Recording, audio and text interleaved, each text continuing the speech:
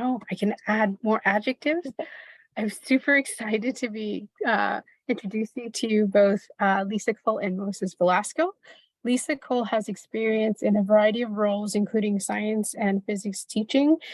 She's been a department head, a school board curriculum lead, and education officer at the Ministry of Education for Ontario. And currently, she is working at the Lassonde School of Engineering at York University, leading the K2I Academy. K2I Academy is an innovative ecosystem of diverse collaborators and coming together to dismantle systemic barriers systemic barriers to opportunities for underrepresented youth in STEM.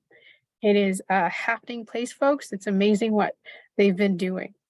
Our next collaborator or co-conspirator is Moses Velasco. He has had the privilege of leading learning in a variety of capacities in the classroom, the school board, and at the provincial level. Currently, Moses is the Director of Learning Programs at the Ontario Science Centre.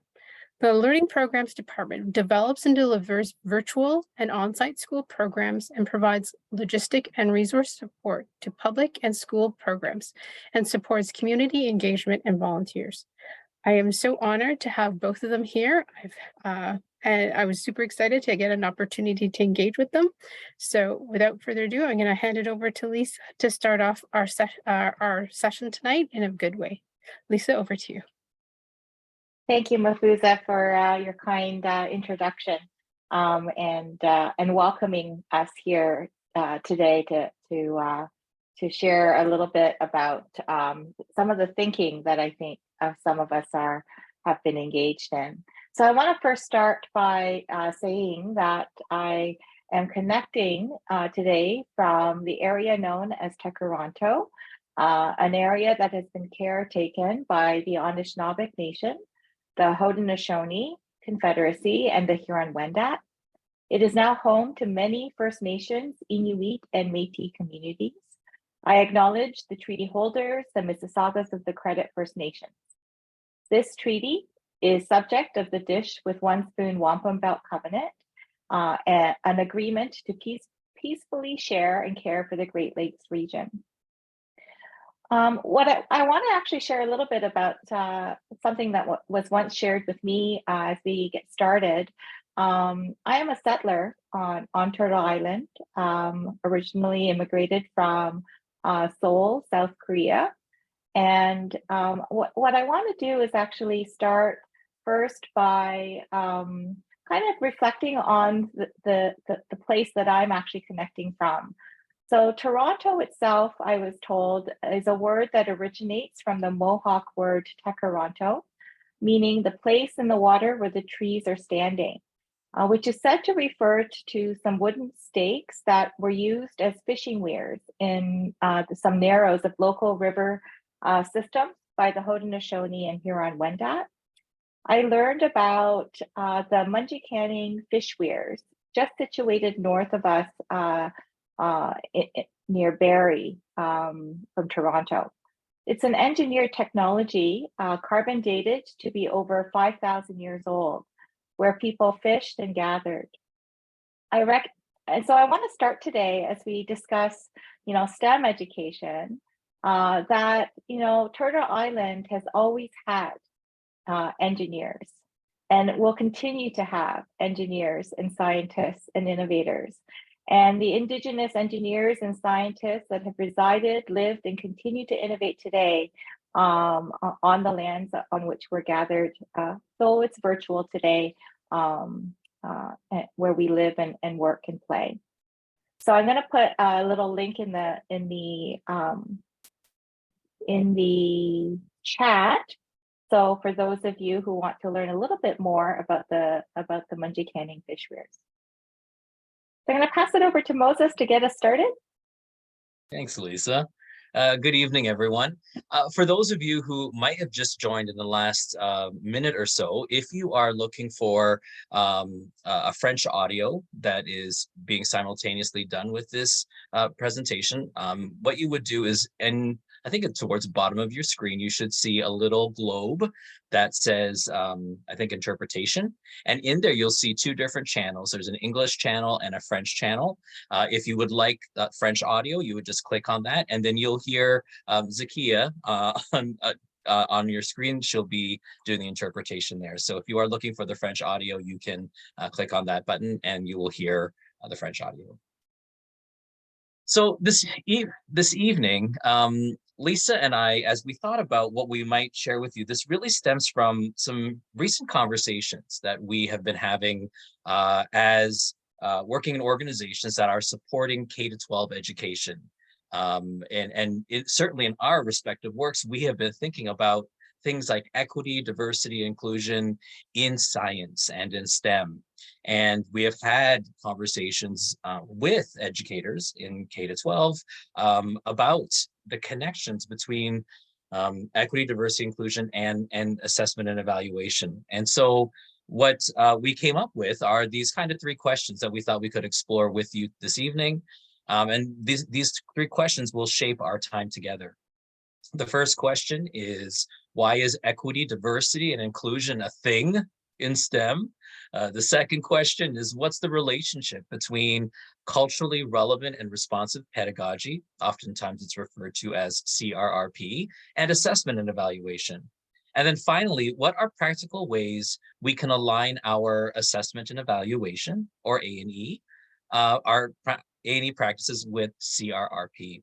So we're delighted again that you have been able to find time this evening to join us as we share some of our current thinking and our current thinking right now. So as we begin exploring this first question, what are equity, diversity, why are equity, diversity, and inclusion a thing in STEM? So to help frame that, I thought I could pose some questions for you to reflect on personally. So I'm not going to ask you at this point to put anything into the chat pod, but just reflect for yourself on these questions. The first question is, why is science a subject in publicly funded education? Maybe attached to that is, what are the intended outcomes of science education? How would you answer that? So just take a moment to answer that for yourself.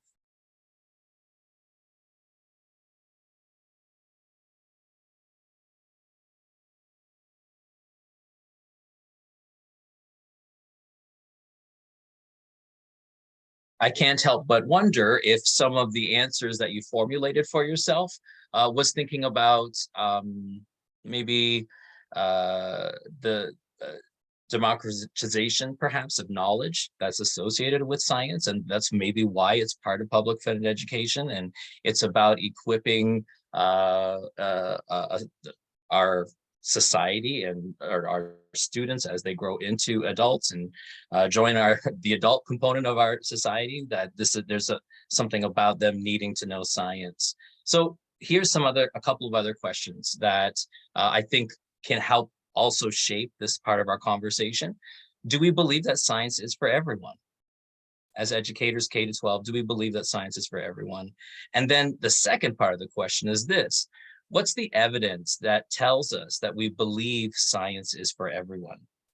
So I'm going to give you a moment to answer that for yourself. Do we believe that science is for everyone? If so, what is the evidence that tells us we believe science is for everyone? What would you point to?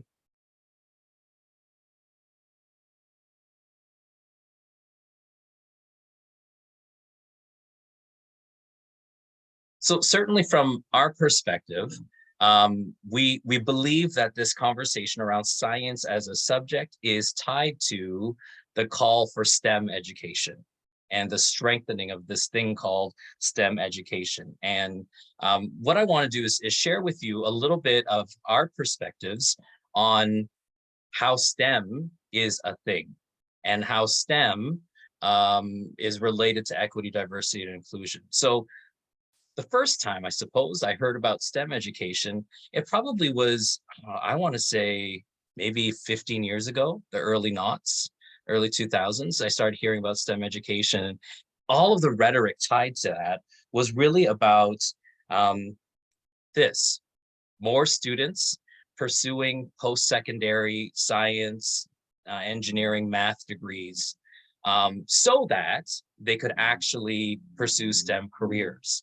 And it was largely a economic call, right? A global desire for our country. I think, well, the States actually started it as far as I can tell, but certainly Canada also agreed that in order for us to compete globally, we need a strong STEM workforce. And when we look at the number of students that are coming up the academic pathways or through the academic pathways that lead to these STEM careers, we're seeing very little in relation to the number of students, very few students actually pursuing those paths. And then we actually then begin to see not just fewer students, but when we look at particular identities that students hold, we see even less. The most notable call was really looking at women in STEM, right? And so we, in the past, that has really been the push around STEM education. What I'd like to suggest to you is that we, certainly in Lasson's case and in the Science Center's case, and probably likely for many of you, we've been rethinking that call. We understand that that is an important part of STEM education. However, we do believe it is insufficient. It is about, I think we do want to see more diverse students entering into STEM careers, pursuing STEM degrees, but it's more than that as well. What we have been working towards and thinking about at the Science Center in our learning, our education programs, also at Lassonde, we're thinking about really landing here. Can we create and help shape a STEM-informed society that a society that really has agency to address the impact STEM has on their lives, in their future workplaces and in their communities. So really, I think we see this being echoed in the curriculum changes. So in 2008, we saw scientific investigation skills, and that was pretty much what we saw in terms of skill development related to science. In the 2022 curriculum, we see an expansion, a recognition that there are many ways that we can problem solve, that there isn't one way that we problem solve in science, but rather we can think about our scientific research processes, we can think of scientific experimentation processes, the engineering design processes, and computational thinking as reinforced through the coding learning expectations. So even but the curriculum itself captures the understanding that we need to diversify the way that we're even thinking about science as a subject and the skills that are required to do this thing called science. So we see the call for equity, diversity, and inclusion, not only in STEM education broadly, but we even see it reinforced here in curriculum. Again, we are and our estimation, this is about students making STEM-informed decisions for the rest of their lives. Some of those decisions they're going to make are about academic pathways in STEM. Some of those decisions are going to be about careers in STEM. But we also know not everyone is going to pursue that. Not because they're not capable, not because we haven't given them the education to pursue those things, but it just might not be of interest to them, right? Well, this is what's key here. Just because not everyone is going to go into those pathways. Some of them are actually going to go into policy making. Some of them are going to become those who make decisions at municipal levels. Some of them are going to be working in all sorts of industries that are going to be impacted by STEM. And they're going to have to be informed to understand how STEM is impacting their workplace and how they can think critically about the implications of STEM and decisions that are being made in STEM within their respective worlds and places of work. So I think for us, certainly if we make creating or helping shape a STEM-informed society the goal, we are actually still contributing to that original call for STEM education. But we recognize in K-12 that it is much broader than that. And so that, encapsulates why we think equity, diversity, and inclusion is a thing in STEM education. Lisa. Perfect. So I'd like to move on to talk a little bit about exploring the relationship between culturally relevant responsive pedagogy and assessment and evaluation. So to get us kind of thinking a little bit, I'd like to suggest that we invite you to answer this particular question. So what are connections between culturally relevant and responsive pedagogy and assessment and evaluation? And maybe share some of your thinking in the chat. And I'm going to give you a few minutes to kind of collect your thoughts and share your thinking.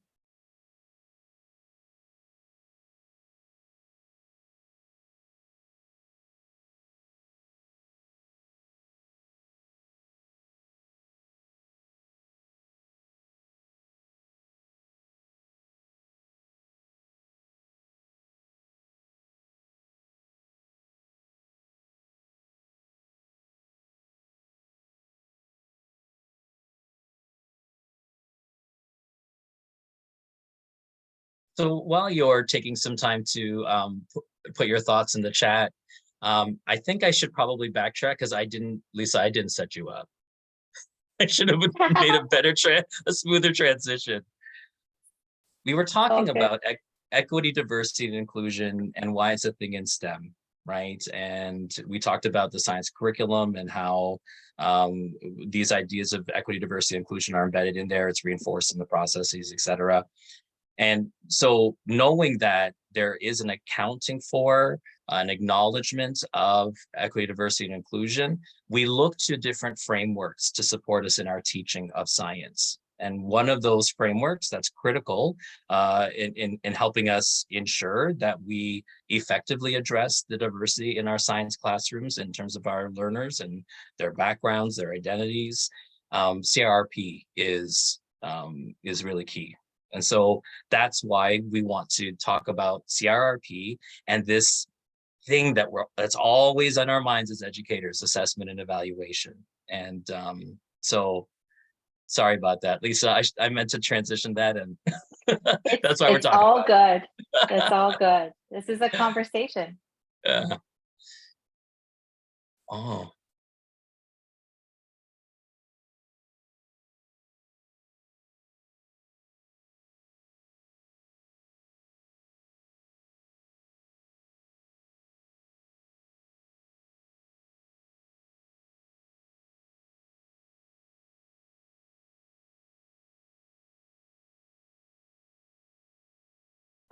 I love the focus on the responses in terms of reflective practice, being able to allow for students to share their experiences and ways of knowing.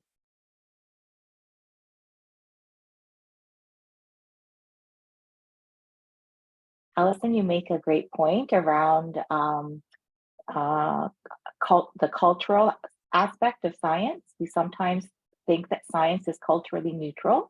It is not. And I love how, your response is really speaking to Indigenous perspectives, two-eyed seeing as an important aspect of what we offer in our delivery of courses and experiences.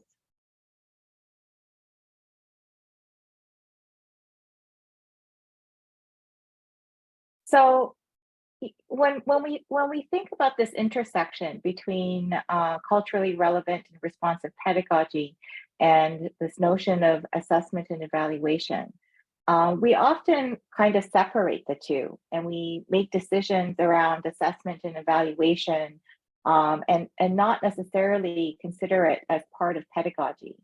But pedagogy is not only about designing creative ways to convey information and engage in activities, our lesson plans. It is also about how we create experiences that include assessment and evaluation as a critical process of learning. So the approach we take in assessment and evaluation, we need to remember as educators and mentors and guides and in a variety of different capacities that these practices can at times include and also at times exclude certain students within these spaces. So we really wanted position sort of the importance of CRRP and assessment and evaluation, not as complete separate entities, but an intertwining of both of these ways of thinking about student experience and designing these student experiences. So we must remember then that the primary purpose of assessment and evaluation is to actually improve student learning, to build learning experiences that focuses on student learning requires us to actually view assessment and evaluation not as a final destination, a checkbox, but a journey towards continuous improvement, where we as educators believe that all students belong in the spaces we teach, and that all students can achieve our high expectations. So, you know, I think for us, when we are thinking about, you know, working towards the success for all students, Moses, you could go to the next slide.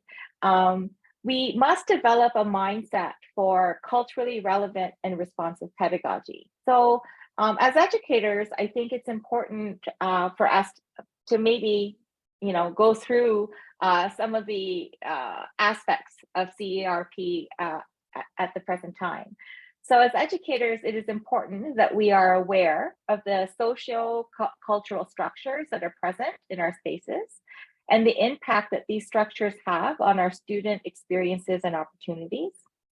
Our teaching and learning spaces are not culturally neutral spaces. As I mentioned before, we hold high expectations of each of our students, holding positive and affirming views, celebrating each member of the community within our spaces.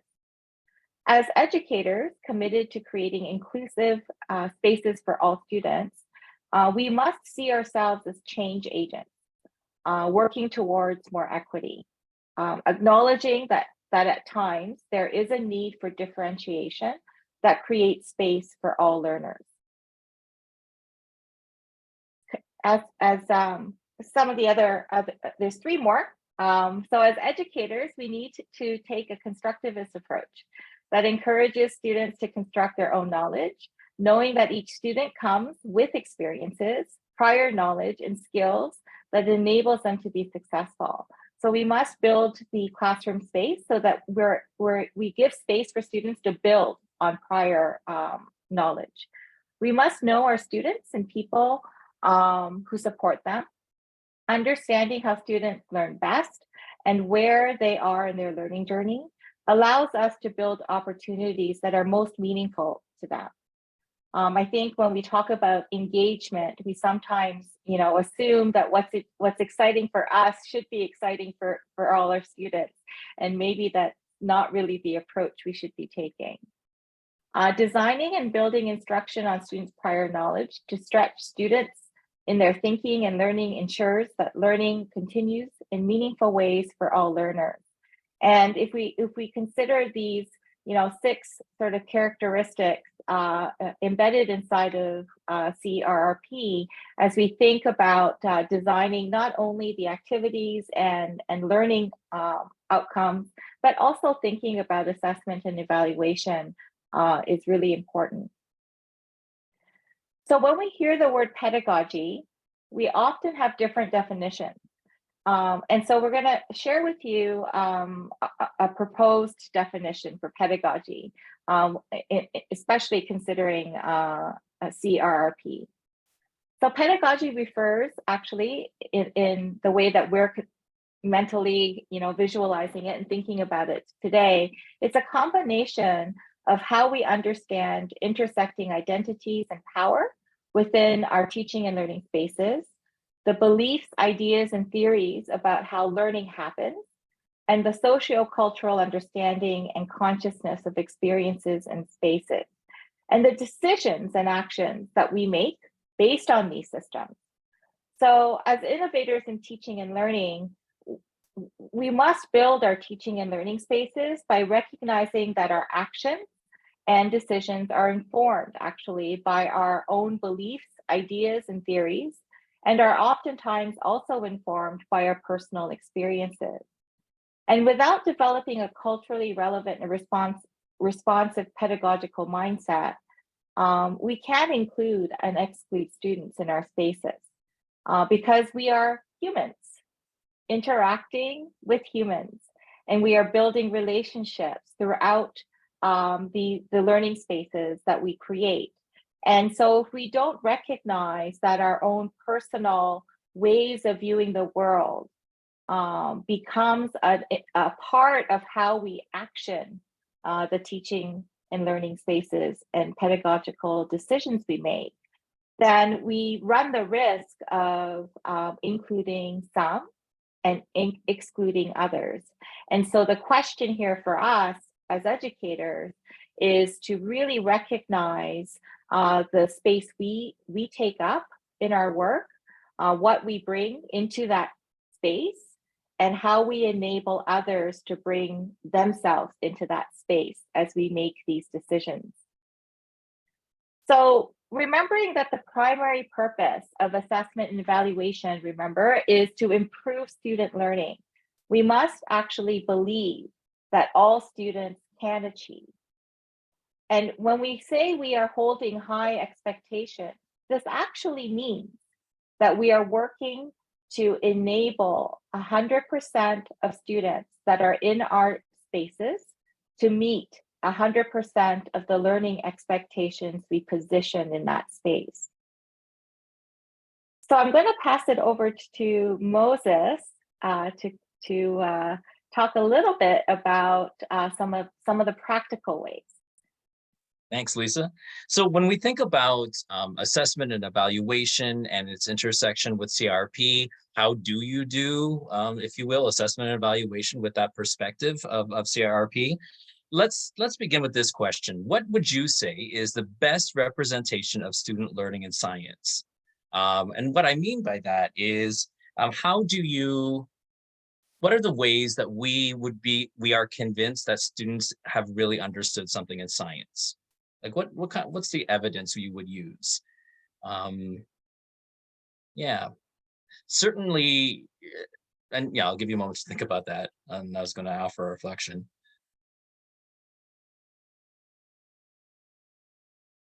If we were to look back at my personal experiences as a science student, I think based on the kinds of assessments that I engaged in as a science student in the elementary and high school years, I think that there was like quizzes and tests were what my teachers relied on to determine whether I was learning in their classes in science. And I'm bringing this up because I think it's important for us, before we get into some practical ideas around assessment and evaluation, to contextualize what we mean by assessment and evaluation specifically in Ontario.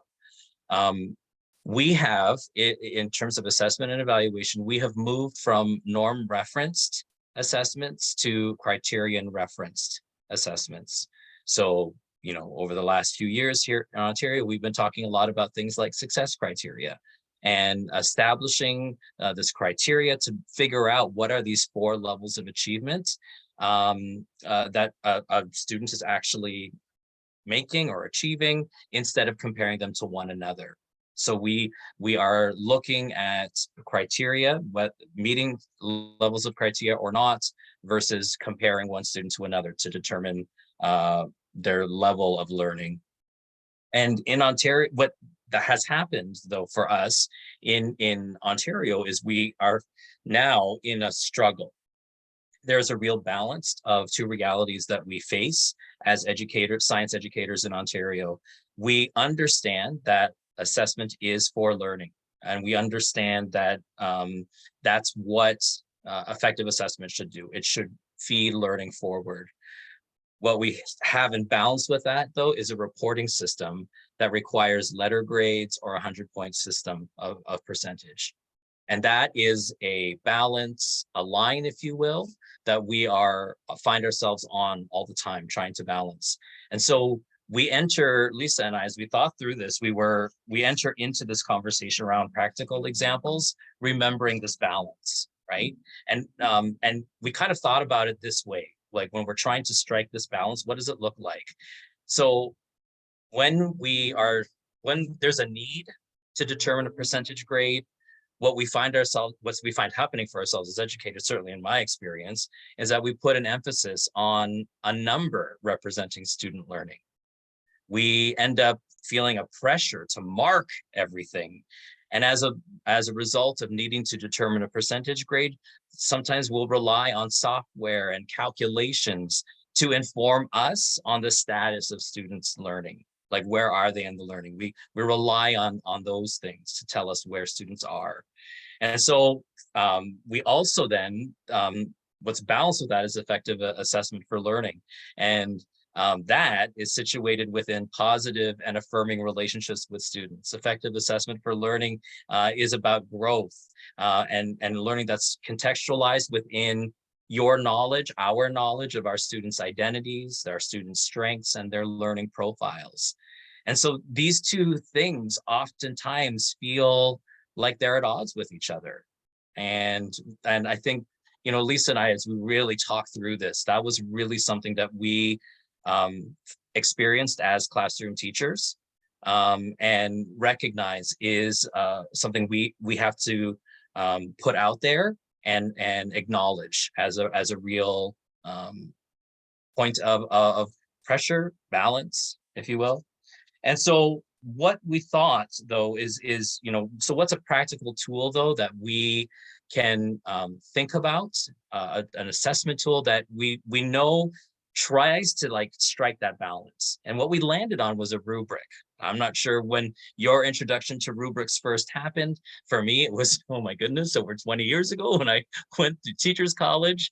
But over time, the rubric in of itself was a bit of a challenge. So this is my question. What are challenges, if you've had any, with rubrics, with creating them, with explaining rubrics to students? What are some of those challenges you've experienced? If you wouldn't mind popping those into the chat pod, I think that would be interesting points for us to kind of use to launch into this section here. But rubrics, what are challenges you've experienced with them? You could share in the chat.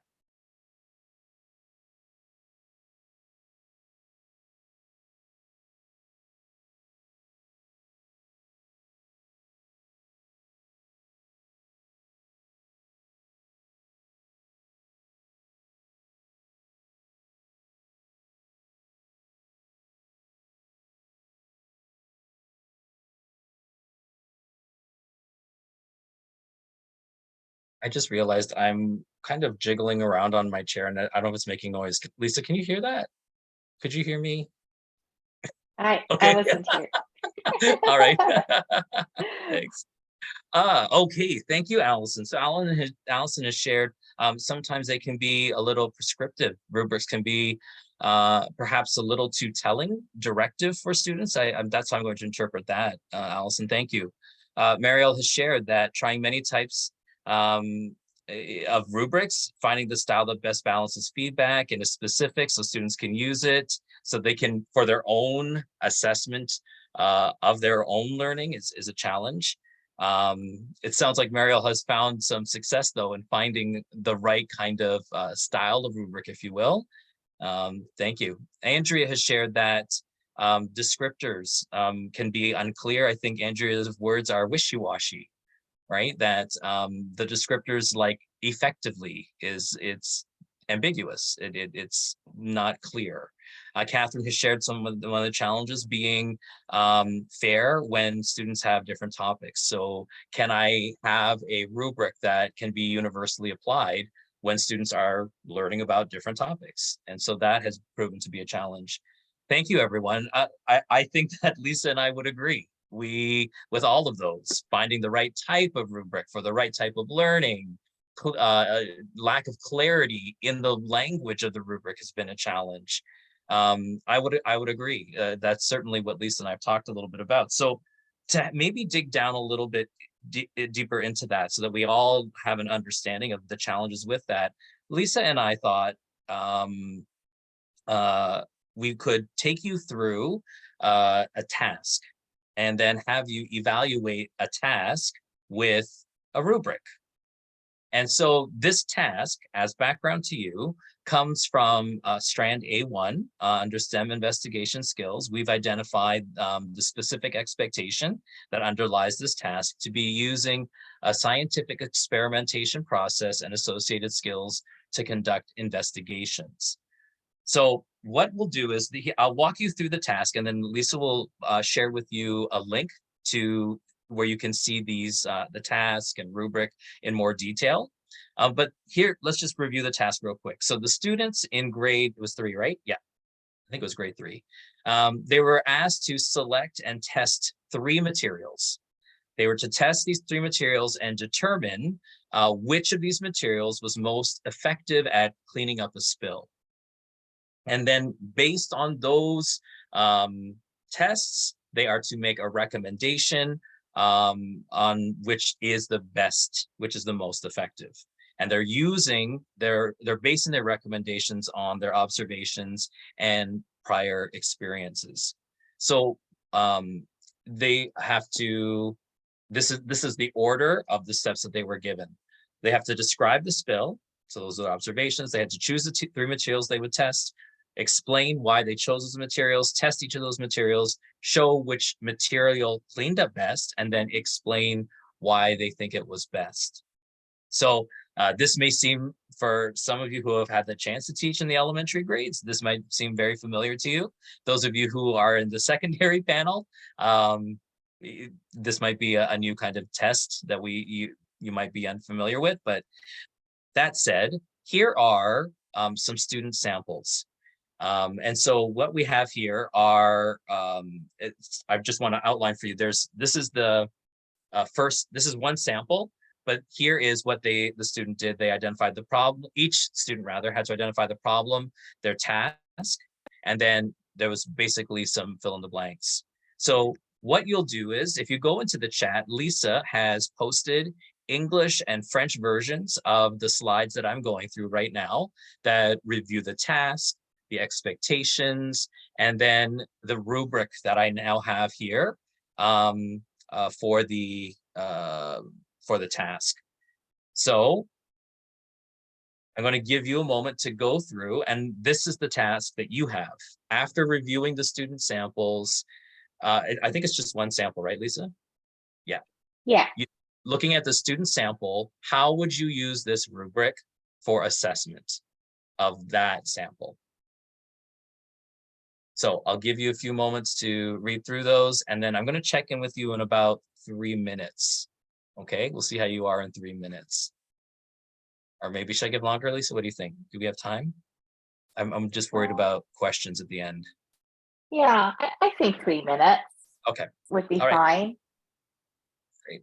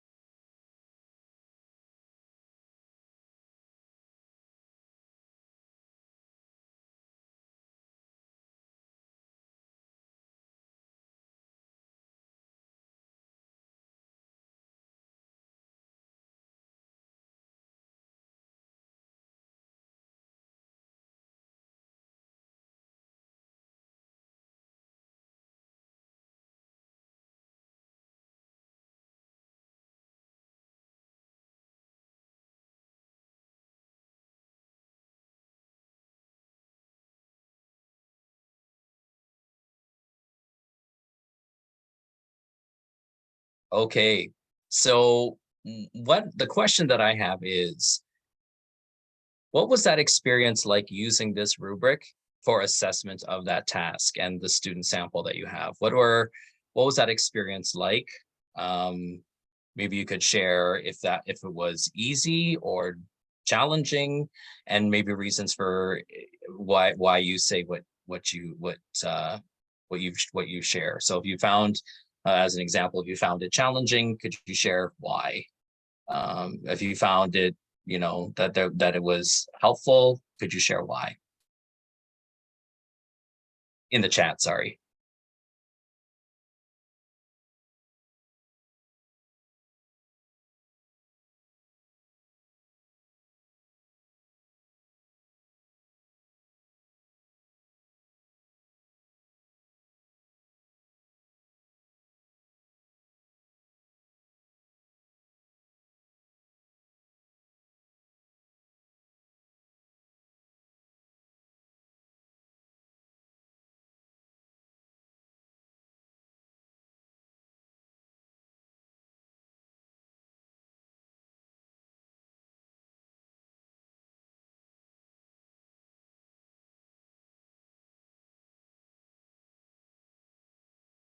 Thanks, Ray. So Ray has shared that they're not sure if the task is actually provides enough depth for the student to get a level 4. Oh, okay, sure. Thank you. I'm seeing here that people might need a little more time. I'll give you a couple more minutes.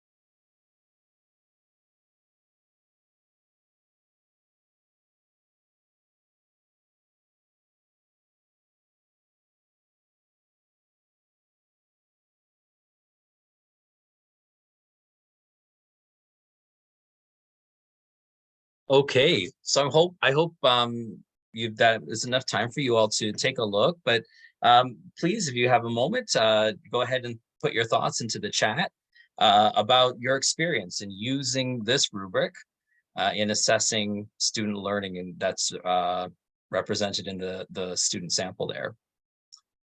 I see that there's a couple of people who have shared. Thank you. Pam has written, I have a hard time to see the scope of observation and interpretation here to enter to the actual investigation. Field educators are looking for students to collect data to interpret without having them go through the journey of the investigation, as the worksheet has only valued the outcomes. So the struggle here, it sounds like, if Pam, I think what I'm understanding is that the rubric is it's difficult to use the rubric because the task in of itself doesn't allow for I guess I'm going to use kind of the jargon of the triangulation of data regarding student learning, right? So if we value conversations and observations of students at work, as well as the products, which would be the worksheets, it's difficult to actually assess here what the student learning is. Mafusa has identified that the bolded words are challenging, thinking about students, individuals that might appear as limited according to the rubric, might actually be huge strides for the student. So this having understanding, engaging its limitations as an example might actually, it may be unfair to it's inaccurately, maybe it's a better way to say this, it inaccurately describes the student growth when we use these bolded words. So fair. Colleen has shared, it says it can conceive a test, but it's already scripted by the teacher. The test is, unless there's a follow-up activity, perhaps once they've chosen material, now design a new test to see how much it can clean up. So here we're again, thank you, Colleen, we are identifying that the richness of the task is a challenge itself. So the assessment then doesn't allow for us to get any rich information about the student's actual learning. So what we're seeing here is that the reinforcing idea that your depth of assessment, your ability to get to meaningful assessment is tied to the richness of the task at hand, right? So if we give shallow work, then we're only going to be assessing shallow thinking, knowledge, and skill, right? Thank you, Colleen. Maureen, the students says that the students weren't asked if this was a valuable experiment. So if the expectation was to look at, what was the task? What was the expectation we identified? Sorry. Scientific investigation. That's right, scientific experimentation process. Yeah, being like, we're not even getting them to reflect on that process itself when that's the actual expectation. Thank you. Andrea has shared, as a secondary teacher, I'm not sure whether this would be limited or good. What does that mean at this level? An experienced teacher might be able to use this to get a number, but the language is unclear, Andrea has shared. And so being able to determine a number is difficult. Pam has shared, are we building sciences, or are we going through what we expect for them, or going through what we expect from them, or is that the product is actually unclear? Allison has shared, she's building upon what Pam and Dave said.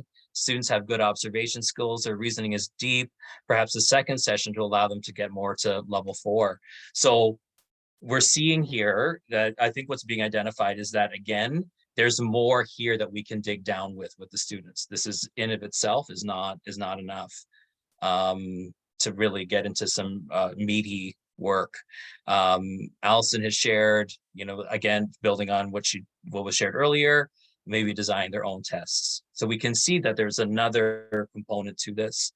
Mafuza has the question, when and where do we hear from students about their learning? So when we think about our assessment of learning, what about our assessment as learning, right? How are students reflecting on their own journey as learners in this? The assessment, the task and the assessment don't really allow for that. And so these are all incredibly fair statements and observations, and they are exactly the struggles that Lisa and I have experienced as classroom educators. And so, we're really focusing in here on the rubric as a tool, as an assessment tool, and that's really what we wanted to challenge. What has come up time and time again has been for us here in the webinar has been the actual task itself. So aside from evaluating the value of the task and its depth and rigor, let's focus a little bit on the rubric here, right? And the rubric itself. This is what Lisa and I wanted to challenge, because in our experiences, rubrics have often been pointed to for science educators as a helpful tool to assess learning in science. And Lisa and I have found that not really to be true, because for some of the reasons that you all have identified here. What we would like to suggest is this: we have seen and tried this. It's called a 1-point rubric, and what it does is it helps us focus on what actually is required of the student to meet expectations. So again, I want to be clear here. We're going to park for now the concerns, criticisms, and rightfully so. These are criticisms of the task itself. But let's park that for a second and let's just look at rubrics and the challenges with it. What we noted there was the ambiguity of the language in the rubric. And so what Lisa and I wanted to put before you as what we think is a helpful tool, an assessment tool that aims to capture the spirit and the purposes of CRRP is what you have here on the screen. It is a single point rubric. And a single point rubric simply lists the criteria in a table and identifying areas of improvement and evidence of exceeding expectations. We understand that using this type of 1-point rubric allows for us to genuinely feed the learning forward. If you recall, Lisa talked about one of our primary goals as science educators who are thinking about our assessment and evaluation practices from a CRR perspective. What's critical here is high expectations, right? We have high expectations that in which we are working towards this goal. The goal that 100% of our students are able to meet 100% of the learning expectation. What we have found is the rubric, the traditional rubric like this, does not allow for us to move towards that goal of 100% of our students reaching 100% of the learning expectation. What we're suggesting is that we think that this tool in particular is a step in the right direction to try and recognize growth in students when it is there, being clear about what the growth is, and being clear about what the next steps are to continue growing. And a science educator, my opinion is, who is thinking about CRP, centers students in such a way that they give feedback that is clear to the students. And because this is about equity, making sure they get what they need so they continue growing in their learning and in their skills. And a tool, as the one that you see here on the screen, we believe allows for us to do that, to actively give students what they need so that they can be successful. There's no clouding of words. We're not spending more time explaining the rubric to students than actually giving them meaningful feedback that they can act upon, right? That's the challenge that I have experienced as a classroom teacher. I believe Lisa has faced as a classroom teacher when we are using these traditional rubrics, right? We spend more time, our experiences, spending more time explaining this to our students than actually giving them real feedback that actually will give them what they need so that they continue experiencing success and see themselves as active participants in this thing we call science. So yeah, that's where we wanted to, I think, sorry, then I forgot about this. We went the extra, we took the extra step and thought about, okay, if science educators practice CRRP in their assessment and evaluation, and it's about bringing clarity in the learning and expectations to students, how could we take this 1-point rubric and actually distill it into student language that the student can actually understand, so that when they are asked, what are you doing in science, or what was the purpose of this, they can tell. They can tell anyone that asks them, their teacher, a visitor to the classroom, someone at home, a grown-up at home. It is clear to them and what they're learning about and why they're learning about it. If students do not have that kind of clarity, I'm going to suggest that we have not been equitable educators. Clarity of learning is an equity issue. And so that's why we thought we would share this. So I think, okay, so there's some that are sharing some ideas here in the chat on how they might modify the rubric. I think, So Marielle, I think you were referring to, Marielle had noted, I can stay here, that maybe the comment areas, instead of areas of improvement or evidence of exceeding expectations, we could use headers like areas of growth and areas of strength. Absolutely fair. Colleen has affirmed that she has used this type of rubric. Thank you.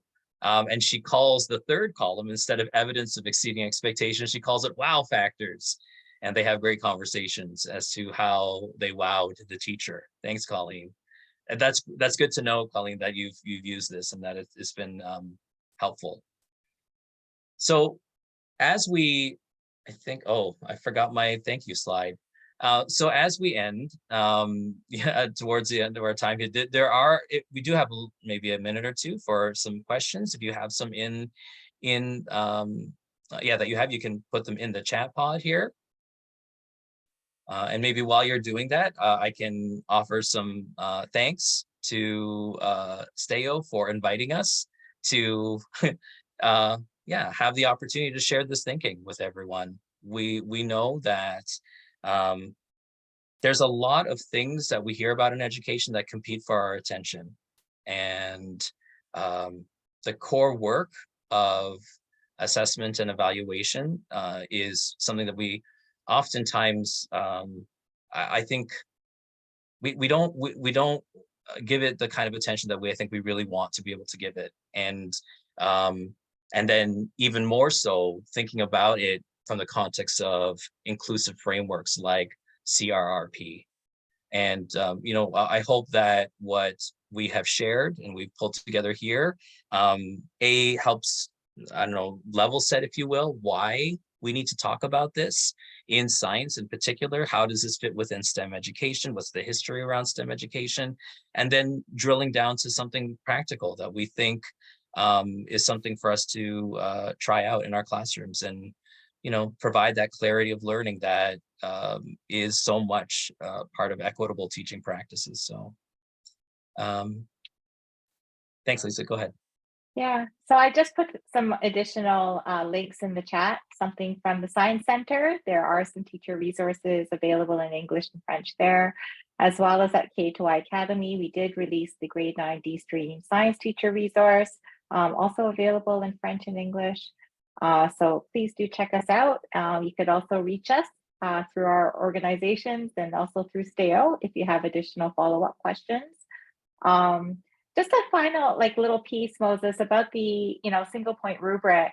I think we kind of ran out of time, but the criteria that we've listed there, if we were to map it onto the previous traditional rubric, it's considered a level 3.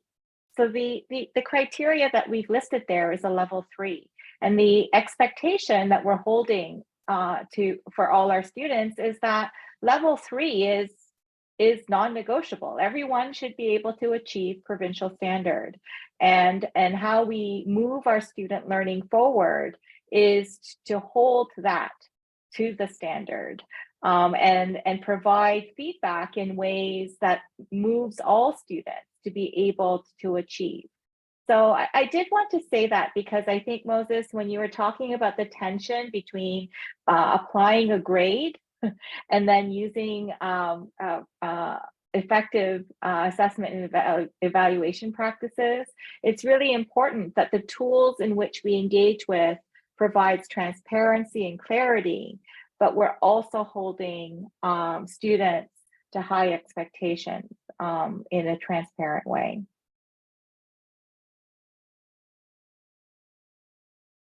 So I want to say thank you. And maybe I'll pass it back over to Mafuza to close the session out. Thank you both so much. So thank you, Lisa, Moses, for actually making us, it's 7 o'clock at night. You got us thinking and engaging, which was awesome to see everyone engage who was here, engaging in the chat, asking you questions, even contributing to our conversation. So thank you. But I'm just going to put it out there. It feels like this needs to be a series, just like what Lisa said. We only got to scratch a little bit of the surface. I don't know if folks, if you want to chime in the chat, if you think that we need to continue with this and make it into a series, please let us know.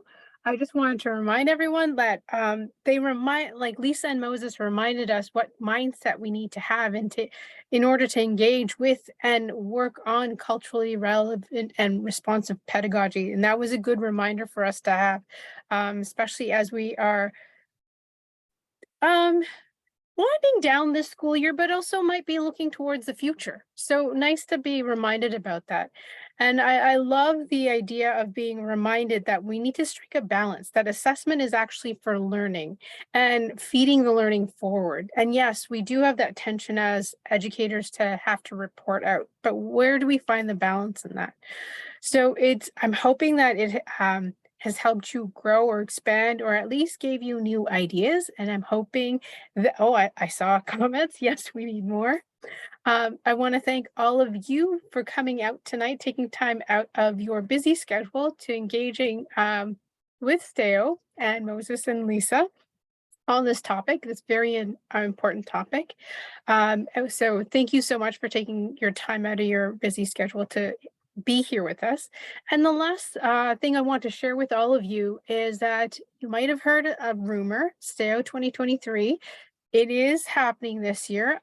It'll be a new date, time, and location. So I'm going to drop a link in the chat for the promo, which will give you some information about some featured speakers as well as the program. Oh, yay. We have some excitement in the chat. Oh, I love it.